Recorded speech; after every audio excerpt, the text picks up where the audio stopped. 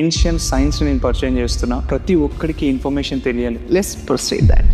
Mount Kailash పర్వతాన్ని కూడా ఇంతవరకు ఎవరు ఎక్కలేదు, ఏదో ఒక 1 or 2 persons మాత్రం. ఒక్కళ్ళే మిలారేపా అని ఒక యోగి పురుషుడు ఎక్కాడు. ఇప్పుడున్న మనిషికి అంత క్యాపబిలిటీ లేదు. అది యోగ పరంగా చూడాల్సింది తప్ప ఫిజికల్ బాడీతో నేను చేస్తాను అంటే challenge is not acceptable by the universe. Okay, నువ్వు ఎప్పుడైనా మెడిటేషన్లో కూర్చున్నప్పుడు నీకు పైనుంచి ఒక ప్రాపర్ ఎనర్జీ ఫ్లో అవుతున్నట్టు ఫీల్ అవ్వు, ప్రాపర్ బాడీ అంతా హీలింగ్ వస్తుంది అని, అది ఎంతవరకు కరెక్ట్? ఇలాంటి జన్మల్లో జరిగేది కాదండి. ఊపిరి తీసుకునేటప్పుడు ఊపిరి వదిలేటప్పుడు మధ్యలో ఒక వాక్యూమ్ ఉంటుంది. There the life exist. 10 ఏళ్ల తర్వాత ఫలానా వాడు ఇక్కడికి వచ్చి చేస్తాడని ఇక్కడ మీరు సంకల్పం చేస్తే అతను మీరు చెప్పక్కర్లే, he does the same thing. Why we took birth అన్న క్వశ్చన్ ప్రతి వాళ్ళకి ఏదో సందర్భంలో ఎక్కడొక్కడ వస్తుందండి. Where mind, body and soul, ఆ 2 రిఫ్లెక్షన్స్ సింక్ ఇలా వెళ్తే దెన్ ఆటోమేటిక్ గా the purpose of the life will be solved.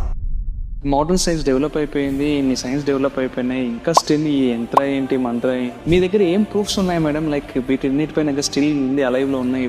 AIIMS hospital వాళ్ళు క్యాన్సర్ పేషెంట్స్ 40 మందిని తీసుకుని దెడ్ మృత్యుంజయ హోమం కేవలం ఆ రిథమిక్ సౌండ్ తోటి 40 పేషెంట్స్ కి చాలా మందికి క్యాన్సర్ తగ్గిపోయింది, రీజన్స్ కాంప్రమైజ్ అయిపోయాయి. What is the proof we need then? నరుడుగా పుట్టినవాడు నారాయణుడిగా వెళ్ళడానికి కావాల్సిన ఒక దారి. సిద్ధ ఈజ్ ఏ వే. ఈ మెర్క్యూరీ అండ్ సల్ఫర్ గురించి మనం మాట్లాడితే 10,000 సంవత్సరాలకు ముందు ఉండే ఒక విద్యలో ఒక హీలింగ్ టెక్నిక్ అది యూజ్ చేస్తుందంటే, ఒక 5 ఏళ్లలో నేర్చుకున్న కోర్సు నువ్వు 20 ఏళ్ళ ఎక్స్పీరియన్స్ వాడేసుకుంటున్నావు. నువ్వు కదా అప్డేట్ అవ్వట్లేదు. ఇక్కడ update your self from with in. It's not about only like out side subjects.